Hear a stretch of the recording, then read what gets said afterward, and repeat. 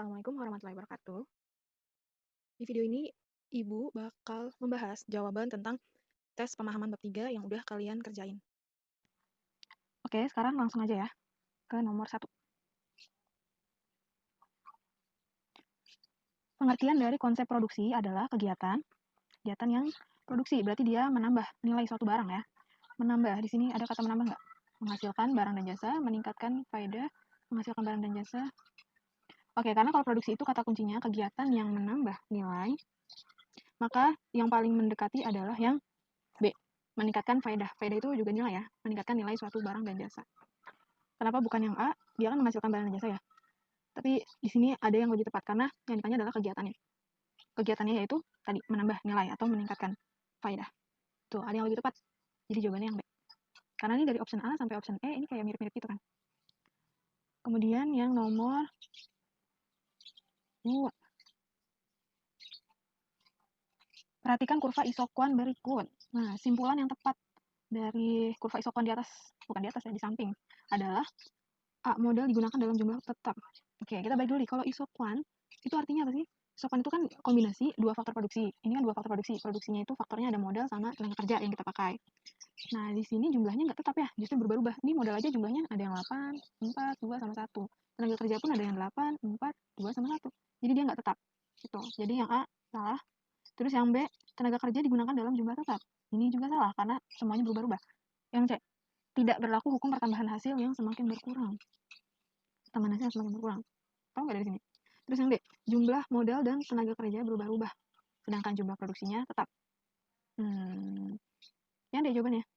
Jadi kita tahu modal sama tenaga kerja itu berubah-ubah, tapi kuantitasnya atau hasil produksinya itu sama aja, yaitu 50 unit. Sedangkan kalau misalnya yang ini, yang C, itu kan ngomongin the law ya, the law of diminishing marginal return. Nah, ini tuh berlaku kalau kita ngomonginnya total produksi. Sedangkan ini kita pakai pendekatan yang isokuan, jadi nggak nyambung. Terus yang E, fungsi produksi tidak berlaku dalam kurva isokuan. Ini apa? Jadi nggak ada kaitannya sama materi. Gitu. D jawabannya. Lanjut. Berikut usaha-usaha yang dilakukan untuk menaikkan jumlah produksi dalam sektor industri. Oke, usahanya. Yang ditanya apa nih? Kegiatan yang dilakukan untuk menambah jumlah produksi dengan cara ekstensifikasi. Nah, kalau misalnya ekstensifikasi, ini berarti ada kuantitas yang kita tambahin di sini. Kuantitasnya yang nomor 1 coba. Menambah jumlah mesin pengolah atau mengubah susunan mesin agar lebih efektif. 3, menambah jam kerja mesin. 4, menambah bahan yang diolah. 5, menambah tenaga kerja. Nah, kalau caranya itu kan ada ekstensifikasi sama ada juga gampangnya. Kalau misalnya ekstensifikasi itu kita lihat pertambahan kuantitasnya di sini. Jadi nomor satu kan bertambah nih kuantitas mesinnya. Jadi benar. Kalau nomor 2 mengubah susunan. Ini nambah kuantitas nggak? Enggak ya, dia cuma ngerapihin doang. Terus yang nomor 3 menambah jam kerja. Ini berarti mesinnya bertambah nggak? Enggak, karena jam kerja yang ditambah, nggak kelihatan gitu. Yang 4, menambah bahan yang diolah. Nah, kalau ini kelihatan, bahannya tuh ada yang dibeli lagi, ditambahin. Menambah tenaga kerja, ya ini juga jelas. Jadi jawabannya 1, 4, dan 5. Itu kalau ekstensifikasi. Kalau intensifikasi kita melihat kualitasnya. Jadi kalau misalnya itu sawah ya berarti ngambil bibitnya tuh yang lebih berkualitas gitu. Terus perbedaannya di situ. Kalau misalnya kuantitas itu ekstensifikasi, kalau misalnya kualitas itu intensifikasi. Sekarang nomor 4. Perhatikan tabel berikut. Yang ditanya, hukum pertambahan hasil yang semakin berkurang mulai berlaku saat tenaga kerja berjumlah. Law of diminishing marginal return, kita cari tahu dulu nih, apa marginalnya ya. 10 ke 4 berapa? 10 ke 4, 24 itu 14. Kemudian 14, 24 ke 39 itu kita dapat 15. 39 ke 56 kita punya 17. Kemudian 56 ke 65. Ini dikit ya. 56 ke 65 itu cuma 9.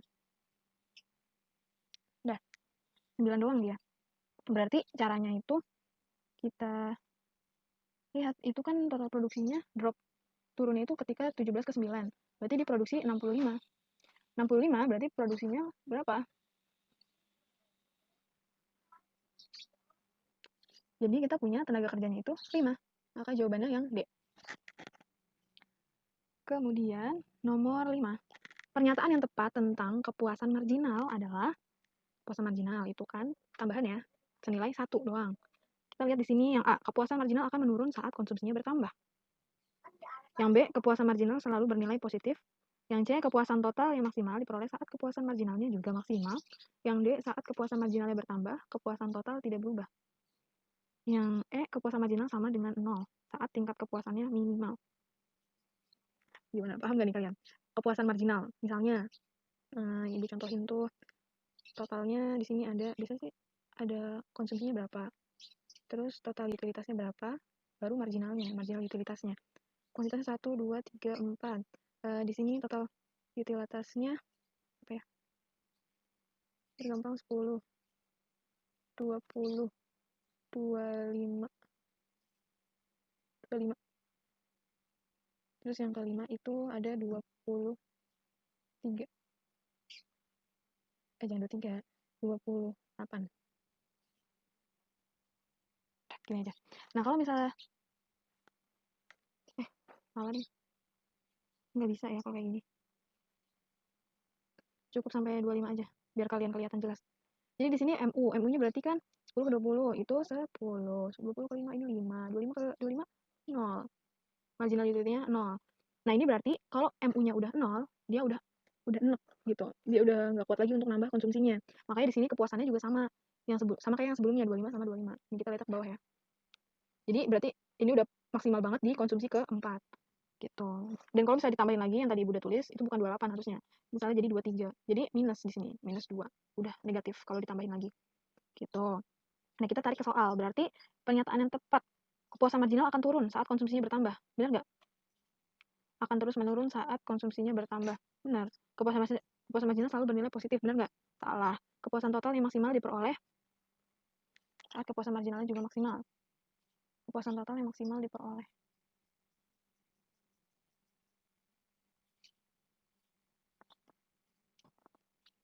Yang kepuasan total akan maksimal. Yang poin C, kepuasan total yang maksimal diperoleh saat kepuasan marginalnya juga maksimal. Ini juga ada kesalahan di sini ya. Harusnya tuh nggak sama. Karena kepuasan marginalnya itu kan paling tinggi di sini 10. Sedangkan total utilitas maksimalnya itu di ini konsumsi ke-24. Jadi dia berbeda. Yang D, saat kepuasan marginalnya bertambah, kepuasan totalnya tidak berubah. Ini juga salah ya. Karena kepuasan totalnya itu selalu berubah dan cenderung naik sampai akhirnya dia turun. Kemudian yang E, kepuasan marginal sama dengan 0 saat tingkat kepuasannya minimal. Kepuasan marginal emang 0, bisa jadi 0 nih. Tapi nggak saat kepuasannya minimal, justru saat total kepuasannya sudah mencapai maksimal. Gitu. Nih, ini kan 0 nih. Di sini 0. Dia 0 saat total utilitasnya maksimal, berada paling puncak. Sedangkan si MU-nya sendiri, dia maksimal saat ini di poin A. Gitu. Yang B itu artinya TU maksimal. A itu MU maksimal. Jadi dia nggak nyambung. Dan jawabannya berarti yang mana? Jawabannya berarti yang A. Kepuasan marginal akan menurun saat konsumsinya bertambah. Nomor 6. Perhatikan data perilaku konsumen berikut ini. Daya guna dapat diukur dengan satuan uang. Oke, kepuasan konsumen hanya dapat dibandingkan dengan produk lain. Tinggi rendahnya guna barang bersifat subjektif menggunakan analisis kurva indifference, mengenal istilah the law of diminishing marginal rate of substitution. Berdasarkan data tersebut yang merupakan perilaku konsumen dengan pendekatan ordinal. Nah, karena kita pakai pendekatannya ordinal, berarti kita melihat yang menyatakan bahwa nggak bisa dihitung.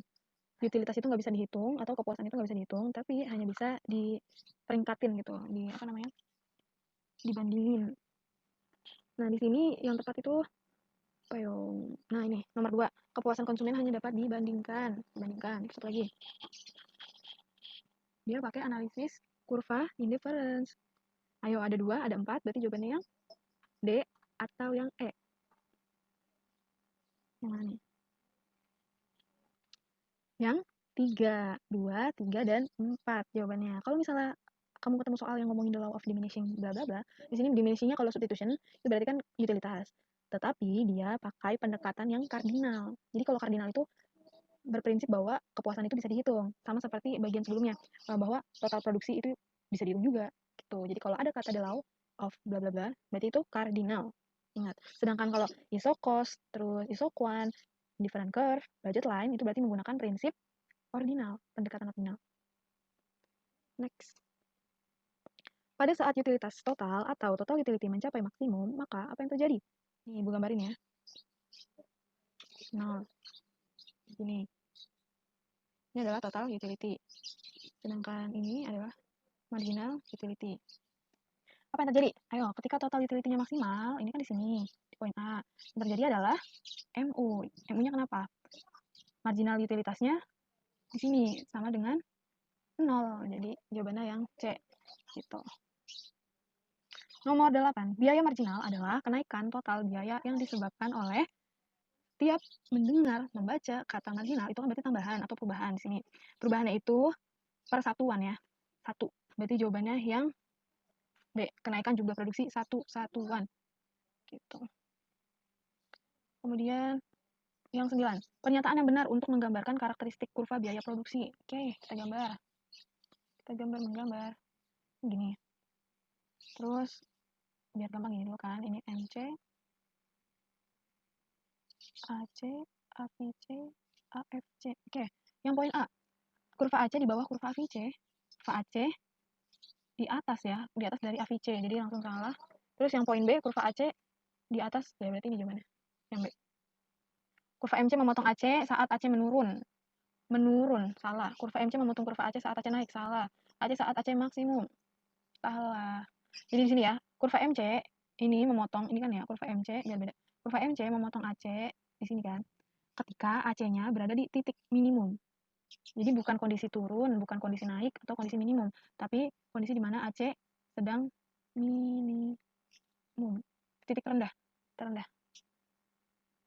Gitu. Kemudian nomor 10. Fungsi biaya total sebuah perusahaan adalah TC sama dengan 2Q. Oke. Jumlah biaya marginal pada saat produksi 8 unit. Biaya marginal, berarti kita cari MC-nya dulu. MC sama dengan 4Q min 12. Kemudian situ Q-nya ada 8. 4 kali 8. 4 kali 8 berapa? 32. 32 kurang 12. Apa jawabannya? 20. Nah, gampang ya. 11. Untuk memproduksi 5 unit baju diperlukan biaya variabel sebesar 50.000 dan biaya tetap sebesar 175.000. Dari data tersebut, besarnya AFC dan ATC adalah untuk memproduksi 5 unit baju. Oke, AFC sama ATC. AFC itu rumusnya apa? Fixed cost dibagi sama quantity kan. Di situ fixed cost-nya berapa? Produksinya 5. Jadi di satu-satu deh, ini kan Q-nya sama dengan 5. Biaya variabelnya, variable cost-nya sama dengan 50.000. Biaya tetapnya 175.000. Nah, berarti AVC itu adalah 175.000 dibagi sama 5. Maka jawabannya 35.000. Itu AFC. Kemudian ATC-nya. ATC itu adalah AC sama aja ya. ATC itu AC. AC sama dengan TC dibagi Q. Nah, TC-nya kita jumlahin dari fixed cost ditambah variable cost dibagi Q. Itu berapa? Tadi fixed cost-nya 175. Terus variable cost-nya 50. Ditambahin jadi berapa? 175 tambah 50. Jadi kalau misalnya ditambahin dapatnya 225. Dibagi sama 5. Jadi jawabannya 45. Jadi yang 35 sama 45. Maka jawabannya adalah yang A. Kemudian di nomor 12. Berikut ini merupakan peran pelaku ekonomi dalam kegiatan ekonomi. Yang termasuk peran rumah tangga konsumsi adalah, rumah tangga konsumsi berarti kan masyarakat nih. Masyarakat itu yang nomor 1. Dia pemilik faktor produksi, kemudian kalau misalnya dia memiliki, berarti kan dia yang menyediakan juga ya. Sama aja. Dan pengguna barang dan jasa, karena konsumen kan, jadi dia menggunakan barang dan jasa. 1, 2, 3 jawabannya itu. Sedangkan yang nomor 4 dan 5 itu produsen, karena yang menggunakan faktor produksi adalah produsen. Kayak yang menggunakan atau yang merekrut tenaga kerja, itu kan juga perusahaan. Dan yang menghasilkan barang itu juga perusahaan. Oke, semoga kalian gak bingung. Terus di nomor 13, dalam melakukan kegiatan produksi, RTP membutuhkan beberapa faktor produksi. RTP itu berarti kan si perusahaan ya. Perusahaan membutuhkan beberapa faktor produksi. Di bawah ini yang termasuk faktor produksi asli. Asli adalah yang ciptaan Tuhan Yang Maha Esa. Berarti jawabannya itu adalah alam dan tenaga kerja. Wah, ini panjang nih. Perhatikan kegiatan konsumen dan produsen. Yang merupakan perilaku produsen adalah yang produsen. 1. Perusahaan memberikan THR kepada karyawannya. 2. Perusahaan minyak yang dikelola swasta itu membayar wajib pajak. Pabrik semen membayar sewa kepada masyarakat.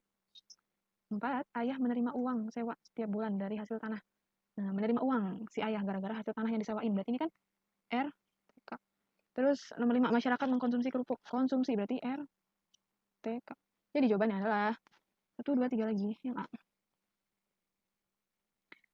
Nomor 15.